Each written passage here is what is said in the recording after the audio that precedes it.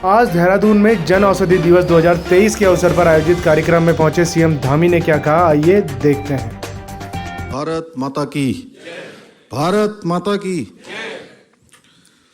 जन औषधि दिवस के इस शुभ अवसर पर अभी आपने जिनको सुना, हमारे उत्तराखंड सरकार के स्वास्थ्य मंत्री आदरणीय डॉक्टर धन सिंह रावत जी, हमारे राज्यसभा के सांसद और हमारे बहुत वरिष्ठ नेता आदरणीय नरेश बंसल जी, हमारी राज्यसभा की सदस्य और हमारी दीदी डॉक्टर कल्पना सैनी जी, देहरादून शहर के मेयर आदरणीय सुनील उनियाल गामा जी और राजपुर क्षेत्र के लोकप्रिय विधायक आदरणीय खजानदास जी, हमारे स्वास्थ्य सचिव डॉक्टर आर राजेश जी एवं सभी हमारे स्वास्थ्य विभाग के अधिकारीगण, आए हुए सभी अतिथिगण, इस कार्यक्रम में सहभाग करने वाले स्वास्थ्य विभाग से जुड़े हुए सभी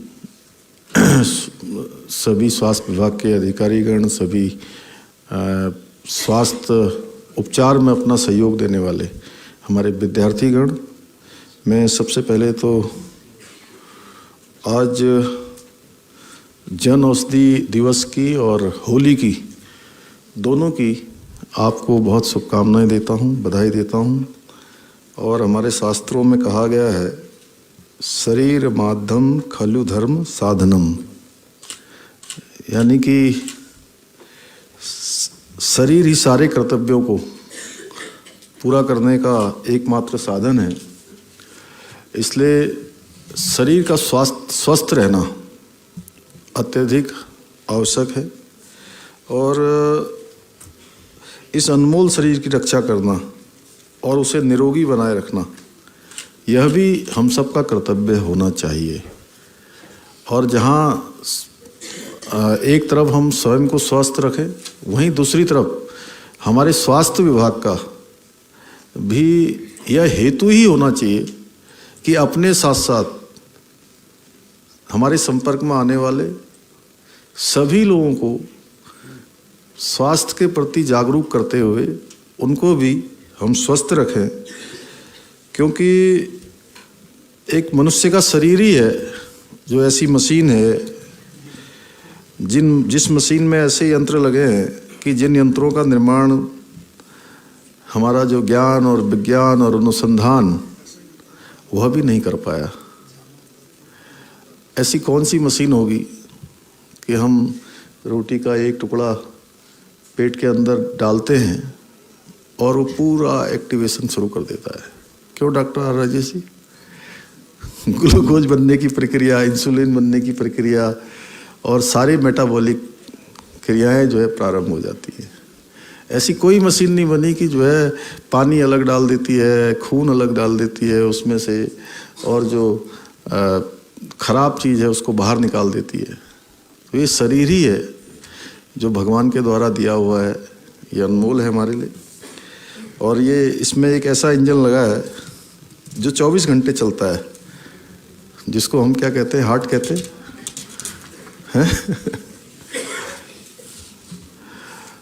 और ये हमारा शरीर ही है, एक ऐसा यंत्र है, इसमें एक ऐसा यंत्र भी लगा है जो 24 घंटे सोचता रहता है, विचारता रहता है, और एक मिनट में भी उसमें सैकड़ों से ज़्यादा जो है विचार आते हैं और चले जाते हैं। वो है हमारा मस्तिष्क। क्या किशोर भाई, क्या कह रहे हो आप? दिमाग। ये शरीर हमारा कितना कीमती है, हम इस बात से इसका अंदाज़ा लगा सकते हैं कि हम किसी व्यक्ति से पूछें कि क्या आपका एक हाथ काट के जो है दूसरे को दे देते हैं या आप मुझे दे दो, तो उससे अगर हम पूछें कि दे सकते हो क्या, तो उसका स्पष्ट जवाब होगा कि मैं नहीं दे सकता। गरीब से गरीब आदमी को भी आप पूछेंगे तो वो भी क्या कहेगा, नाना जी मैं नहीं दे सकता। जब हमारा शरीर इतना बहुमूल्य है, बहुमूल्य ही नहीं, जिसका कोई मूल्य ही नहीं है, तो आप समझ सकते हैं कि इसको स्वस्थ रखना भी उतना ही जरूरी है, उतना ही आवश्यक है। और जब बीमारी लग जाती है तो महंगी दवाइयाँ भी हमको खरीदनी पड़ती हैं। इन्हीं सब चीज़ों को देखकर, इन सब का विचार करके, जैसा आदरणीय हमारे स्वास्थ्य सचिव से शुरू होकर हमारे सभी वक्ताओं ने, धन सिंह जी ने, आदरणीय नरेश जी ने, कल्पना जी ने, जो भी वक्ताओं ने यहाँ से बोला, तो इन्हीं सबको ध्यान में रखते हुए प्रधानमंत्री जी ने देश के कोने कोनों में लोगों तक जो सस्ती दवा पहुँचे उसकी सुनिश्चितता करने के लिए देश भर के अंदर जन औषधि केंद्र खोले गए। और यह भी आगामी वर्षों में लक्ष्य रखा गया है कि ये 10,000 पूरे देश के अंदर हो जाए। और 20,000 करोड़ रुपए की अभी तक कितने प्रतिवर्ष इसकी बचत होती है। और इसमें जहाँ दवाइयाँ सस्ती मिलती हैं, वहीं जो सर्जिकल उपकरण है, अन्य चीज़ें हैं, protein powder, malt based food supplements, protein bar, immunity bar, sanitiser, mask, glucometer, oximeter आदि जैसे कई दवाएं और न्यूट्रासिकल्स उत्पाद, ये सारे के सारे इसमें आते हैं। और पिछले 8 वर्षों में जब से आदरणीय प्रधानमंत्री जी ने देश के प्रधानमंत्री के रूप में देश को ये दायित्व उनको मिला, तो पूरे भारत के अंदर अनेकों अनेक योजनाएं ऐसी चली हैं जिन योजनाओं को वास्तव में लोगों को, जिनकी आवश्यकताएं थी, जिनकी ज़रूरत थी, एक सामान्य व्यक्ति को और समाज के अंतिम छोर में रहने वाले को,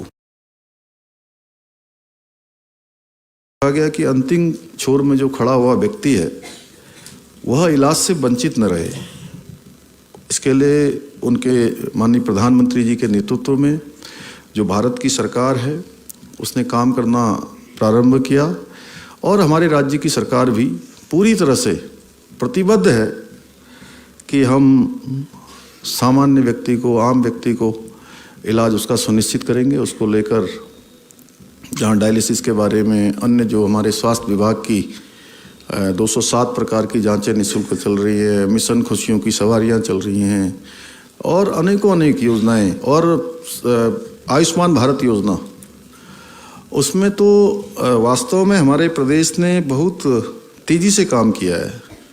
और हमने भी अस्पतालों के साथ बैठकर भी और अस्पताल के संचालकों के साथ भी लगातार, चूँकि पहले के वर्षों में ये होता था कि कई बार उनको जो इलाज के लिए जो धनराशि उनकी खर्च होती थी उसको मिलने में काफ़ी समय लग जाता था। हम लोगों ने प्रयास किया है कि उसको समय पर मिल जाए, और यह भी सुनिश्चित किया है कि कोई भी आयुष्मान कार्ड का जो धारक है, अगर वो अस्पताल तक पहुंचता है तो उसको वहां से खाली हाथ न लौटना पड़े। ये अनुरोध भी बार बार करते हैं। और अभी भी मैं अपने स्वास्थ्य विभाग के सभी अधिकारियों से कहूँगा, जब भी आपकी मॉनिटरिंग हो तो इस बात पर विशेष ध्यान दिया जाना चाहिए कि कहीं पर भी, वैसे तो कहीं ऐसी बात सुनने को नहीं मिली है, अच्छा हो रहा है, लेकिन उसके बावजूद भी इसकी मॉनिटरिंग लगातार हम लोग लेते रहें। लगातार जब भी बैठकें हों उनको इसका स्मरण दिलाते रहें। अच्छा लगा कि दीपा दीदी ने आज यहाँ पर जो है, और ये दीपा दीदी तो मात्र एक यहाँ पर एक प्रतिबिंब के रूप में आई हैं। ऐसे लाखों करोड़ों लोगों को आदरणीय प्रधानमंत्री मोदी जी के नेतृत्व में जब से सरकार बनी, 50 लाख कार्ड बन गया। 50 लाख कार्ड आयुष्मान के उत्तराखंड के अंदर हमारे बन चुके हैं, जो अपने आप में एक उपलब्धि है। और अनेकों लोगों के स्वास्थ्य के क्षेत्र में काम हुआ है, अमूलचूल बदलावों पर काम कर रही है। और हमने भी यह मंत्र अंगीकार किया है हर क्षेत्र में कि अब हम बाधा की बात नहीं करेंगे कि बाधाएं क्या हैं, समस्याएं क्या हैं, उसका समाधान कैसे निकले, उसका रास्ता कैसे निकले, उसका सरलीकरण कैसे हो। ये बात सही है कि कई बार हम केवल समस्या की बात करते हैं, लेकिन समस्या के साथ साथ हमने कहा है कि हम समाधान खोजने वाले लोगों को भी उसके लिए आगे आना होगा। जहाँ सरकार काम कर रही है वहीं हमारी अनेकों जो स्वयंसेवी संस्थाएं हैं, सामाजिक संगठन हैं, वह भी इस क्षेत्र में काम कर रहे हैं। एक बात और मैं आप सबके कहना चाहता हूँ कि पूरी दुनिया के अंदर देखिए कोरोना महामारी आई और उस कोरोना महामारी में दुनिया के बड़े बड़े देश अव्यवस्थित हो गए, उनकी अर्थव्यवस्था भी चरमरा गई, लड़खड़ा गई और अभी तक भी पटरी पर नहीं आई। वहीं हमारे देश के अंदर, हमारे देश के यशस्वी प्रधानमंत्री मोदी जी के नेतृत्व में, जहां देश के अंदर देखिए वैक्सीन लगाने का काम हुआ, लोगों को मास्क, सैनिटाइजर और तमाम प्रकार का जो इस्टेब्लिशमेंट होता है, ऑक्सीजन के प्लांट लगाए गए, हमारे कंसंट्रेटर लगाए गए, ऑक्सीजन के सिलेंडर बनाए गए और इतना ज़्यादा कहीं कहीं पर सैकड़ों नहीं, 200 नहीं, 500 गुना तक की भी जो है एकदम से वृद्धि हुई। लेकिन उसके बावजूद भी हमारे देश की अर्थव्यवस्था 10वें नंबर से 5वें नंबर पर आ गई और हर क्षेत्र में भारत का आम बजट पेश हुआ। उस आम बजट में जहां देश की संकल्प और सिद्धि दोनों ही जो है उस बजट में दिखाई दी। आने वाला भारत कैसा होगा, 2047 तक का विजन उस बजट में दिखाई दिया। दो हमारे आदरणीय सांसदगण यहाँ बैठे हुए हैं, आपने देखा। केवल भारत के लोगों को तो वह बजट आगे बढ़ाने वाला है ही है, उनके संकल्पों को, उनके सपनों को, उनकी आशाओं और आकांक्षाओं को पूरा करने वाला बजट तो है ही है। वहीं पूरी दुनिया भी इस बजट को बहुत ध्यान से देख रही थी कि बजट कैसा आने वाला है। और उसमें जो मैं कहना चाहता हूं, जहां माननीय प्रधानमंत्री जी का नेतृत्व और एक दूरदर्शी सोच, उसके साथ साथ जो हमारे यहाँ के स्वयं सहायता के क्षेत्र में काम करने वाले संगठन, उनकी भी बड़ी भूमिका थी। CSR के माध्यम से, अन्य माध्यमों से किसी ने राशन बांटने का काम किया, किसी ने दवाइयाँ बांटने का काम किया, किसी ने लोगों को कपड़े देने का काम किया, किसी ने ऑक्सीजन के सिलेंडर बांटने का काम किया, किसी ने ऑक्सीमीटर बांटने का काम किया, कहीं ऑक्सीजन प्लांट लगाए गए। और प्रदेश के अंदर हो चाहे देश के अंदर हो, तेज़ी से काम हुआ है। इसलिए सरकार के साथ साथ इन संगठनों का भी बहुत बड़ा योगदान है। ये जन औषधि योजना के अंतर्गत कम कीमत पर उच्च गुणवत्ता वाली दवाएं लगातार आज जो देश के आवश्यकता वाले लोग हैं उन सभी को दिया जा रहा है। इस योजना के द्वारा अभी तक 850 से भी ज़्यादा दवाओं का मूल्य नियंत्रित किया गया है। जैसा पहले भी बताया कि जिसकी कीमत 5000 होती थी वो 500 में दवा मिल रही है। तो जीवन को एकदम से आसान किया गया है। आज इन केंद्रों द्वारा हमारी जो बहन बेटियां हैं उनको भी सिर्फ 1 रुपये में सैनिटरी पैड भी उपलब्ध कराए जा रहे हैं, जिससे उनके भी पूरे स्वास्थ्य पर एक तरह से सकारात्मक प्रभाव पड़ रहा है। जन औषधि सेवा और रोजगार दोनों का एक सशक्त माध्यम है। जैसा डॉक्टर राजेश जी ने भी शुरू में बोला, इस योजना से सिर्फ एक वर्ग को ही नहीं, इससे जहां पुरुषों को लाभ हो रहा है वहीं महिलाओं को भी इससे उतना ही लाभ हुआ है जितना पुरुषों को हुआ है, यानी कि हर वर्ग को इसका लाभ मिल रहा है। आज देश भर में 1000 से ज़्यादा औषधि केंद्र तो ऐसे हैं जिनको केवल हमारी मातृशक्ति चला रही है। और उत्तराखंड में जैसा धन सिंह जी ने बताया कि अब हर जो हमारा न्याय पंचायत है, उस न्याय पंचायत पर एक केंद्र खोला जाएगा और उसमें भी हम लोगों का प्रयास होगा कि हमारी मातृशक्ति उसमें अधिकार की मात्रा में उसमें आगे आएँ और मातृशक्ति को रोजगार से जोड़ा जाए, यानी कि बेटियों की आत्मनिर्भरता भी इस पर बढ़ेगी। और ये अभी हमारा कल महिला दिवस भी है 8 मार्च को, तो मैं यहाँ पर बड़ी संख्या में हमारी मातृशक्ति हैं, माताएं बहनें हैं, मैं सभी को महिला दिवस की भी बहुत बधाई देता हूँ। और जो ये योजना है हमारी पहाड़ी क्षेत्रों में, मलिन बस्तियों में, जनजाति तथा पिछड़े क्षेत्रों में रहने वाली देशवासियों तक सस्ती दवा पहुंचाने में मदद मिल रही है। फार्मा सेक्टर को भी इससे काफ़ी लाभ मिला है। मेक इन इंडिया और सर्जिकल की मांग बढ़ी है।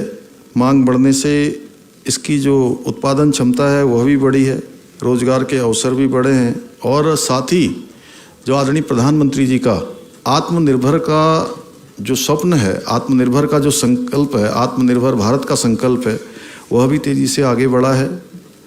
और गरीब के इलाज में आने वाली परेशानियों को अगर किसी योजना ने दूर करने का काम किया है तो इसी योजना ने किया है।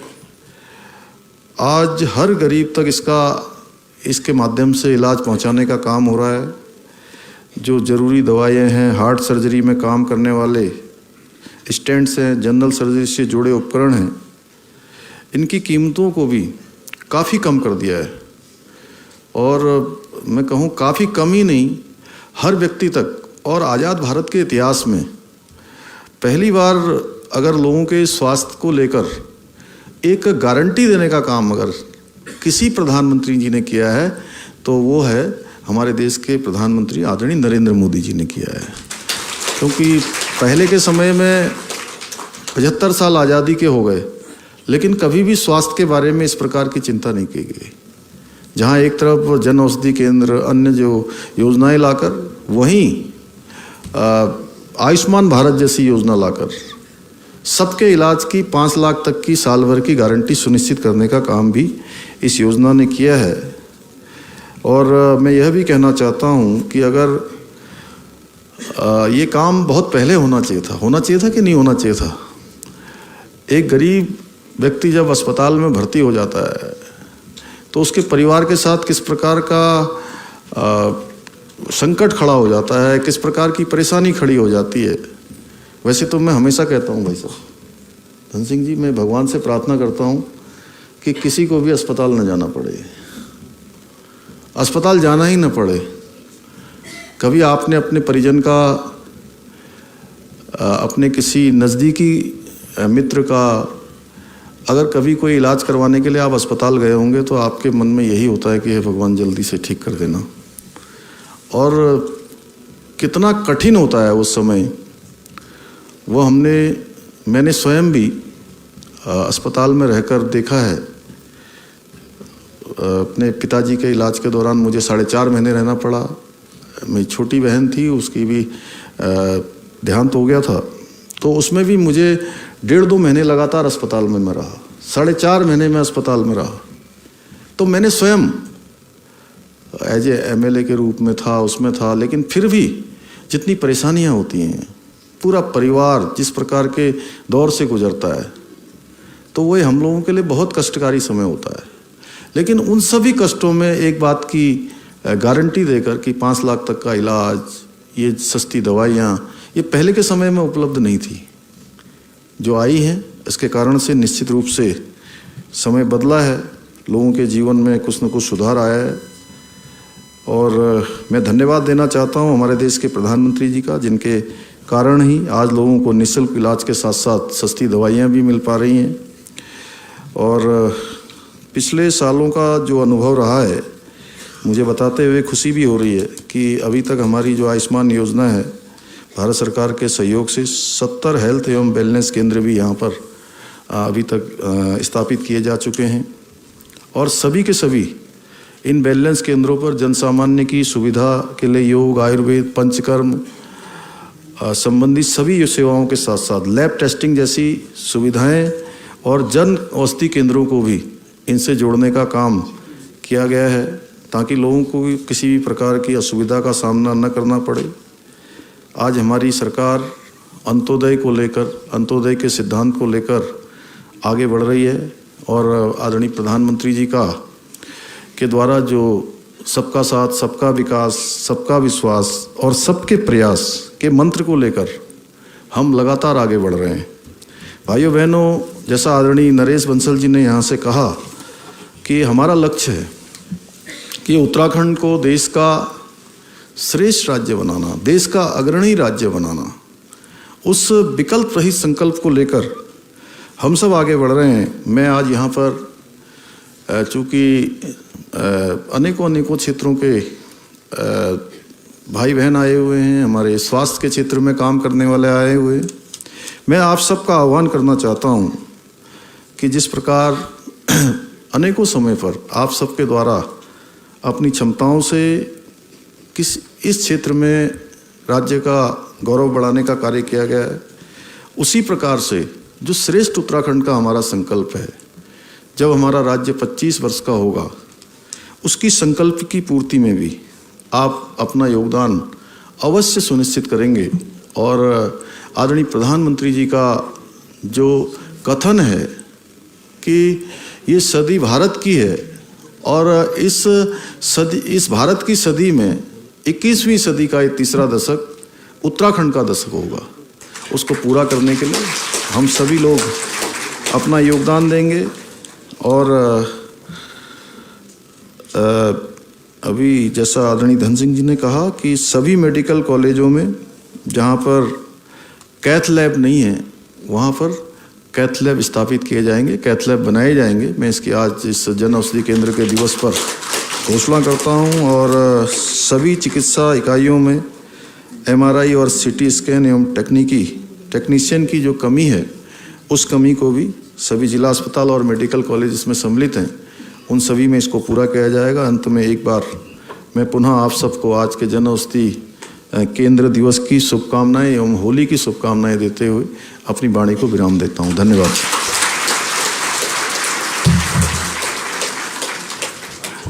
बहुत बहुत धन्यवाद माननीय मुख्यमंत्री।